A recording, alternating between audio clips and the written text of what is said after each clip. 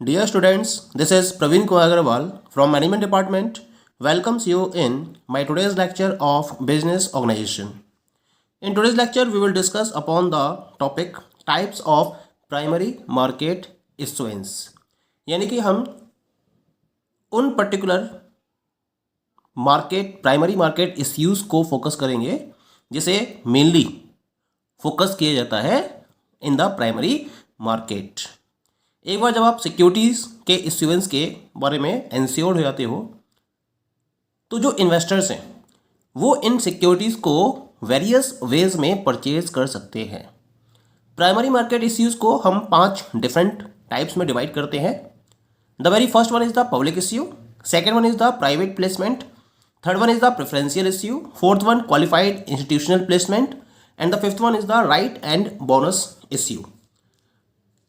Let us come to the very first primary market issue and this is known as the public issue।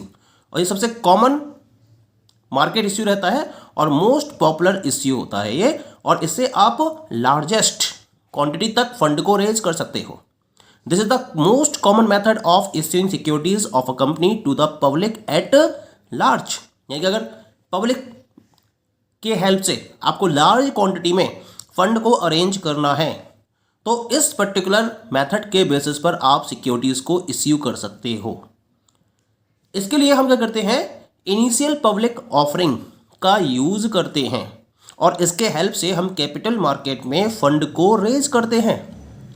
यानी कि it is on the basis of the initial public offering which resulting in companies raising funds from the capital market. These securities are listed in the stock exchanges for trading। तो खास बात क्या होती है कि IPO के basis पर आप जिन सिक्योरिटीज़ को अरेंज करते हो इनको स्टॉक एक्सचेंज पर लिस्टेड किया जा सकता है और इनमें प्रॉपर ट्रेडिंग भी की जा सकती है। अगर कोई प्राइवेटली हेल्ड कंपनी है या कोई प्राइवेट कंपनी है तो वो पहले क्या करेगी, अगर अपने आप को पब्लिक ट्रेडेड कंपनी में उसे कन्वर्ट करना है तो इसको आईपीओ के बेसिस पर पब्लिक को सबसे पहले शेयर्स को ऑफर करना पड़ेगा। बिना पब्लिक को शेयर्स ऑफर किए हुए आईपीओ के बेसिस पर कोई भी प्राइवेट कंपनी पब्लिक कंपनी में कन्वर्ट नहीं हो सकती है।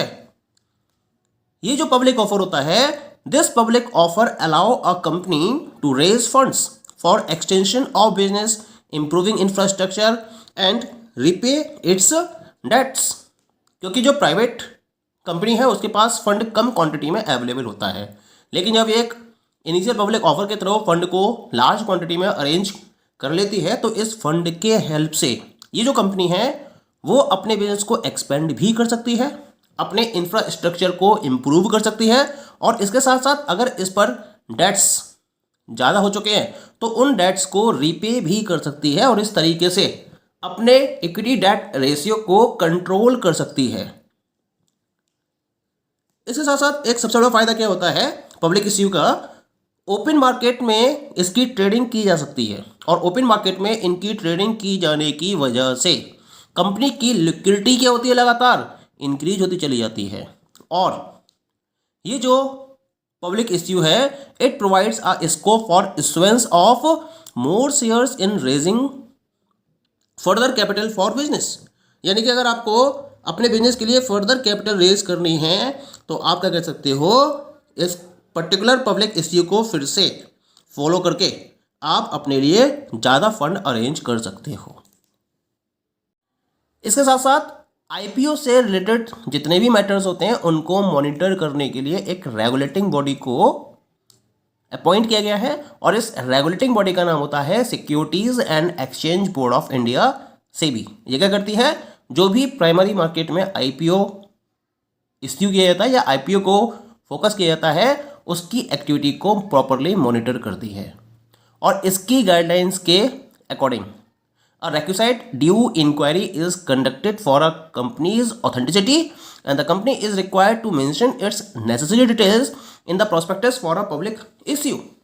और ये जो रेगुलेटरी बॉडी है जिसे हम सेबी का नाम दे रहे हैं, ये एक प्रॉपर इंक्वायरी को कंडक्ट करती है, एक रेक्विसाइट इंक्वायरी को फोकस करती है जिससे कि कंपनी की ऑथेंटिसिटी को प्रूव किया जा सके।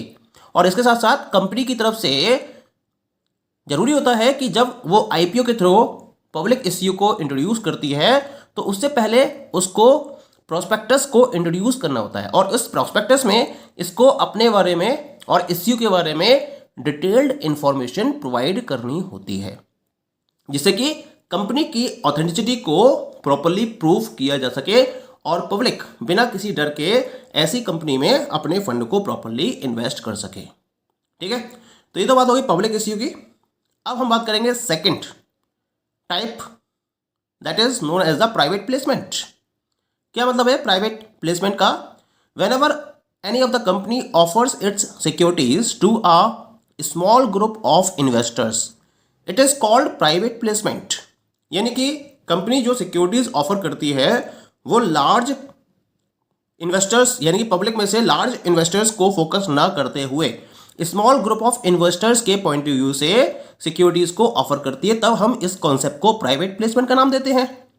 ये जो सिक्योरिटीज होती हैं, दी सिक्योरिटीज में बी बॉन्ड्स, स्टॉक्स और other securities and the investors can be both individual and institutional. Individual और इंस्टीट्यूशनल दोनों तरीके के इन्वेस्टर्स हो सकते हैं, और ये क्या करते हैं, कंपनी के बॉन्ड्स, स्टॉक्स या अदर सिक्योरिटीज में इन्वेस्टमेंट को फॉलो करते हैं। लेकिन ये केवल और केवल स्मॉल ग्रुप ऑफ इन्वेस्टर्स के लिए ही ऑफर की जाती हैं। सबसे बड़ी बात क्या होती है, जो प्राइवेट प्लेसमेंट है वो इनिशियल पब्लिक ऑफरिंग के कंपैरिजन में इश्यू करना आसान होता है, क्योंकि इसमें आपको इतने ज़्यादा रूल्स एंड रेगुलेशंस को फोकस नहीं करना पड़ता है। आईपीओ में आपको डिफरेंट टाइप के रूल्स एंड रेगुलेशंस को कंप्लीट करना होता है, लेकिन यहाँ पर जो रेगुलेटरी स्टिपुलेशंस होते हैं वो आईपीओ के कंपैरिजन में बहुत कम होते हैं, और इसके साथ साथ यहाँ कॉस्ट भी कम लगती है और टाइम भी कम कंज्यूम होता है। तो कम कॉस्ट में और कम टाइम में कंपनी क्या कर सकती है, इसके थ्रू फंड अरेंज कर सकती है।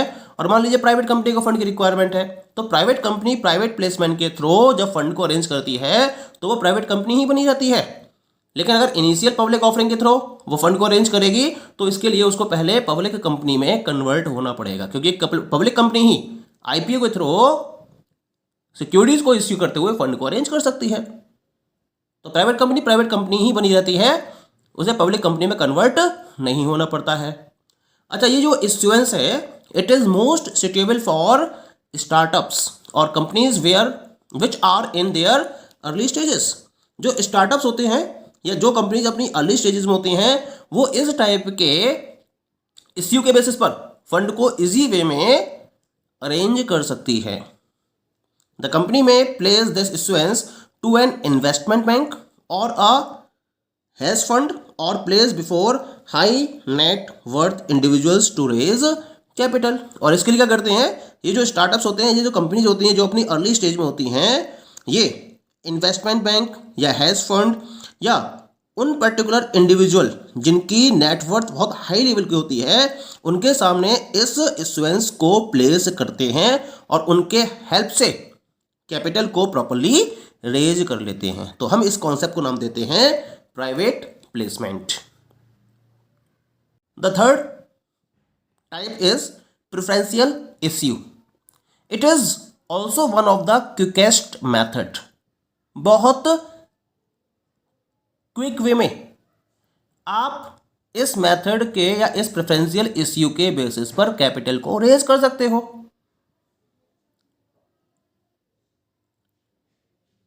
चाहे वो लिस्टेड पब्लिक कंपनी है या फिर वो अनलिस्टेड पब्लिक कंपनी है, दोनों ही टाइप की कंपनीज प्रेफरेंशियल इश्यू के बेसिस पर क्विकेस्ट वे में कैपिटल को रेज करने में कामयाब हो पाती हैं। क्या करती हैं ये ना, ये जो कंपनीज होती हैं जिन्हें हम लिस्टेड या अनलिस्टेड पब्लिक कंपनी का नाम दे रहे हैं, ये प्रेफरेंशियल शेयर्स या कन्वर्टेबल सिक्योरिटीज को इश्यू करती हैं to a selected group of investors. ये भी एक सेलेक्टेड ग्रुप ऑफ इन्वेस्टर्स के पॉइंट ऑफ व्यू से इश्यू किए जाते हैं। पब्लिक के लिए लार्ज लेवल पर इनको इश्यू नहीं किया जाता है, बल्कि सेलेक्टेड ग्रुप ऑफ इन्वेस्टर्स के पॉइंट ऑफ व्यू से प्रेफरेंशियल शेयर्स या कन्वर्टेबल सिक्योरिटीज को इश्यू करके फंड को रेज किया जाता है। हालांकि जब हम प्रेफरेंशियल इश्यू की बात करते हैं तो ये ना तो पब्लिक इश्यू होता है और ना ही ये राइट इश्यू होता है, और प्रेफरेंस शेयर्स के जितने भी शेयर होल्डर्स होते हैं उनको डिविडेंड पे किया जाता है, और इनको जो डिविडेंड पे किया जाता है वो इनके ऑर्डिनरी शेयर होल्डर्स के कंपैरिजन में पहले पे किया जाता है। इसी वजह से इनको हम प्रेफरेंशियल इश्यूज की कैटेगरी में रखते हैं। ठीक है, नेक्स्ट फोर्थ वन की बात करते हैं। The fourth one is the qualified institutional placement. क्या होता है ये? This is another kind of private placement. ये भी एक प्राइवेट प्लेसमेंट का पार्ट होता है। यहाँ जो एक लिस्टेड कंपनी होती है, ये केवल लिस्टेड कंपनी के लिए है, जो लिस्टेड कंपनी है वो अपनी सिक्योरिटीज को इक्विटी शेयर्स या फिर पार्टली या फुल्ली कन्वर्टेबल डिवेंचर्स के फॉर्म में इश्यू करती है, और इसके साथ साथ वो warrant convertible to equity shares, यानी कि ऐसे वारंट्स को भी इश्यू कर सकती है जिनको इक्विटी शेयर्स में कन्वर्ट किया जा सकता है। और ये जो पर्टिकुलर सिक्योरिटीज होती हैं ये क्वालिफाइड इंस्टीट्यूशनल बायर्स के द्वारा परचेज की जाती हैं। जिन पर्टिकुलर इन्वेस्टर्स की हम बात करेंगे यहाँ पर, उन्हें क्वालिफाइड इंस्टीट्यूशनल बायर का नाम दिया गया है, और यही केवल क्या करते हैं, कंपनी की तरफ से इश्यू की गई सिक्योरिटीज में अपने फंड को इन्वेस्ट करते हैं। अब ये क्वालिफाइड इंस्टीट्यूशनल बायर्स कौन होते हैं? These are the investors who have the requisite financial knowledge and expertise to invest in the capital market.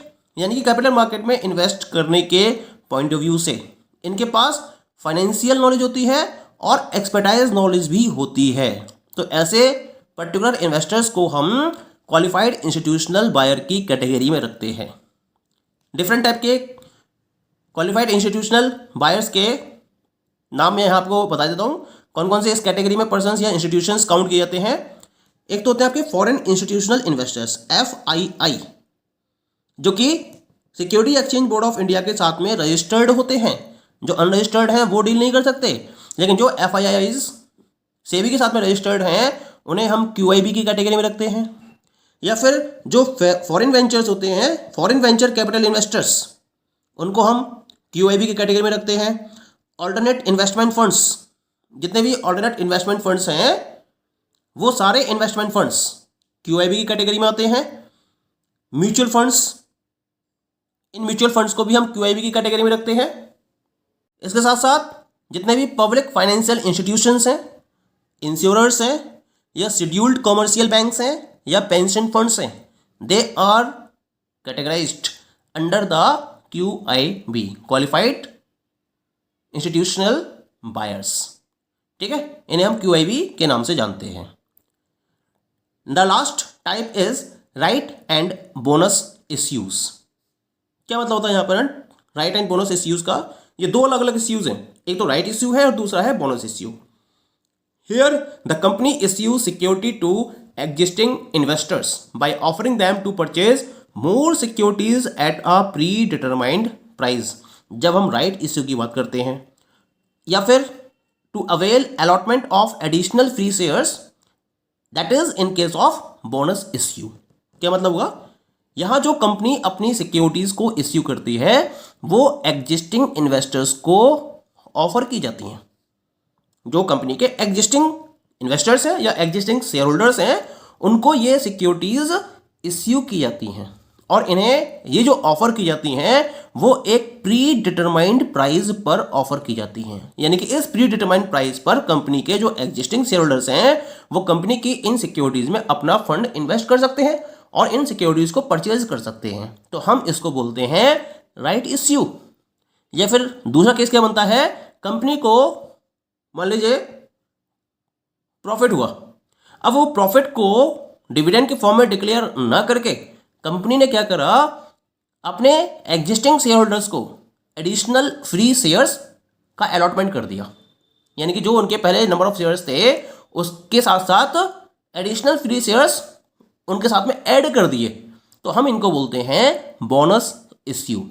और इस तरीके से कंपनी क्या करती है, अपने फंड को रेज कर देती है with the help of its existing share holders.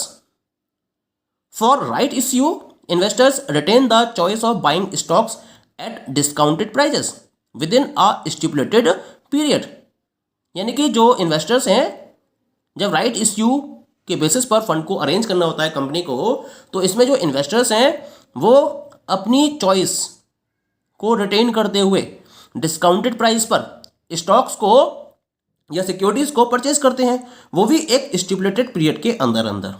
ठीक है, जो राइट इश्यूज हैं, these right issues enhances control of existing share holders of the company and also there are no cost involve in the issuance of these kinds of shares. सबसे खास बात क्या होती है, जब कंपनी राइट इश्यू के basis पर fund को रेज करती है तो जो एग्जिस्टिंग शेयर होल्डर्स हैं कंपनी के, उनका कंट्रोल और ज़्यादा बढ़ जाता है। नए शेयर होल्डर्स एंटर नहीं होते हैं और जो पुराने शेयर होल्डर्स हैं उनका कंट्रोल और बढ़ जाता है, क्योंकि उनकी शेयर होल्डिंग और ज़्यादा हो जाती है। और इसके साथ साथ इस इश्यूएंस के बेसिस पर कॉस्ट भी ज़्यादा इन्वॉल्व नहीं होती है और पैसा भी ज़्यादा खर्च नहीं करना पड़ता है। तो हम इस पर्टिकुलर इश्यू को कैटेगराइज करते हैं under right and bonus issues. Okay, thank you.